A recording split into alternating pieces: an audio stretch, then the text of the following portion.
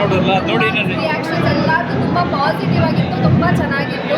And ಎಲ್ಲರೂ comedy ಆಗಲಿ ಒಂದು ಪಾತ್ರ ನಿಭಾಯಿಸೋರಿಗೆ ಎಲ್ಲರಿಗೂ ಎಂಟರ್ಟೈನಿಂಗ್ ಆಗಿದೆ. ಇದು ನೋಡದೇ ಇರೋರ್ಗೆ ಏನು ಹೇಳ್ತೀರಾ? ಇನ್ನು ಬಂದು ನೋಡದೇ ಇರೋರ್ಗೆ ಅದೇ ಹೇಳೋದು, ಬಂದು ಸಿನಿಮಾ ಥಿಯೇಟರಲ್ಲಿ ಎಕ್ಸ್ಪೀರಿಯನ್ಸ್ ಮಾಡಿ. ಯಾಕಂದರೆ ಇಂಥ ಕಂಟೆಂಟ್ ಬರೋದು ತುಂಬ ಕಷ್ಟ ಇದೆ ಈ ನಡುವೆ ಕನ್ನಡ ಇಂಡಸ್ಟ್ರಿಯಲ್ಲಿ. ಇದು ಒಂಥರ ಹೊಸ ಪ್ರಯತ್ನ ಪಟ್ಟಿದ್ದೀನಿ ಟೀಮ್ ಆಗಿ ನನ್ನ ಸಿನಿಮಾ. ಫಸ್ಟ್ ಟೈಮ್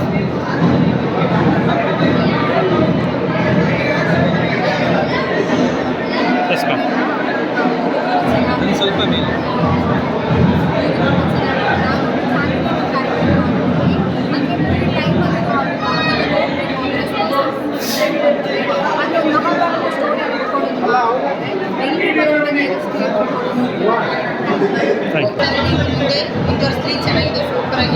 ಮಂಗಳಮುಖಿಯವ್ರ ಬಗ್ಗೆ ಸಿನಿಮಾ ಮಾಡಿದ್ದಾರೆ ಅಂತ ಹೇಳ್ತಾರೆ. ಏನು ಮೆಸೇಜ್ ಕೊಟ್ಟಿದ್ದಾರೆ ಈ ಸಿನಿಮಾದಲ್ಲಿ? ತುಂಬ ಇಷ್ಟ ಆಯಿತು. ಈ ಥರನೇ ಮುಂದವರೆಗೆ ಫಿಲಮ್ ಕೊಡಲಿ.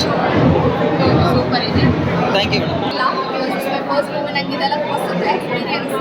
ಸೊ ತುಂಬಾ ಭಯ ಇತ್ತು ಹೇಗೆ ಸ್ವೀಕರಿಸ್ತಾರೆ ಅಂತ ಜನರು. ಸೊ ನನಗೆ ಫಸ್ಟ್ ಹಾಫ್ ಆದಿಯಲ್ಲಿ ಇಂಟರ್ವಲಲ್ಲಿ ನಾನು ಹೊರಗೆ ಬಂದಾಗ ನನಗೆ ತುಂಬ ಒಳ್ಳೆ ರೆಸ್ಪಾನ್ಸ್ ಇತ್ತು.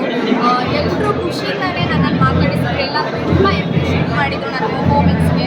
ಸೊ ಐ ಹೋಪ್ ನಾನು ಅವ್ರನ್ನ ಖುಷಿಪಡಿಸ್ತೇನೆ, ಅವ್ರನ್ನ ಅವರಿಗೊಂದು ಎಂಟರ್ಟೈನ್ಮೆಂಟ್ ಕೊಟ್ಟಿದ್ದೇನೆ ಅಂತ ನಾನು ಭಾವಿಸ್ತೇನೆ. ಸೊ ಐ ವೆರಿ ಹ್ಯಾಪಿ, ನಾನು ಎಕ್ಸ್ಪೆಕ್ಟ್ ಮಾಡೋಕ್ಕಾಗಲ್ಲ ನಾನು ಎಷ್ಟು ಹ್ಯಾಪಿ ಇದ್ದೇನೆ ಅಂತ. Very happy. ಅದೆಲ್ಲ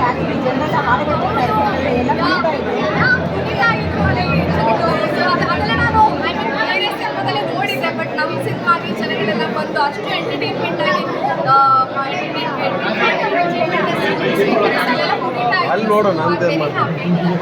ತುಂಬಾ ಖುಷಿ ಆಗ್ತದೆ.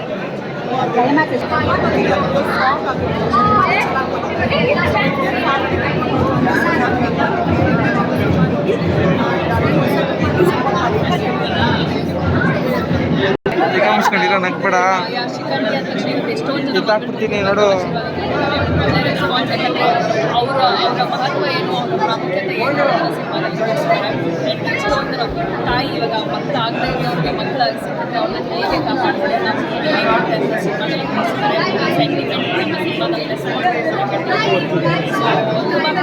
ಎಲ್ಲ ತಾಯಿಗಳ ಆಶೀರ್ವಾದ. ಏನು ಹೇಳಕ್ಕೆ ಇಷ್ಟಪಡ್ತೀರಾ ಜನ ನಿಮ್ಮ ಸಿನಿಮಾ ನೋಡ್ಬೇಕಂದ್ರೆ? ಕಮರ್ಷಿಯಲ್ ಆಸ್ಪೆಕ್ಟ್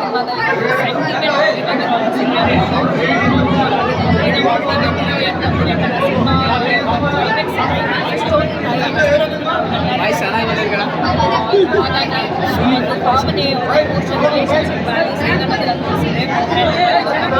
ನಮ್ಮ ಸಿನಿಮಾಗೆಲ್ಲ ಏನಂತಂದರೆ ಕರ್ಮ ಯಾವತ್ತೂ ಯಾರಿಗೂ ಬಿಡಲ್ಲ, ಧರ್ಮ ಕಾಪಾಡುತ್ತೆ ಅನ್ನೋದಕ್ಕೆ ಒಂದು ಎಕ್ಸಾಂಪಲ್ ಈ ಸಿನಿಮಾ ಅಂತ ಹೇಳ್ಬೋದು. ಸೊ ಹಾಗಾಗಿ ಇದೊಂದು ಆಸ್ಪೆಕ್ಟ್ಸ್ ನಮಗೆ ತುಂಬ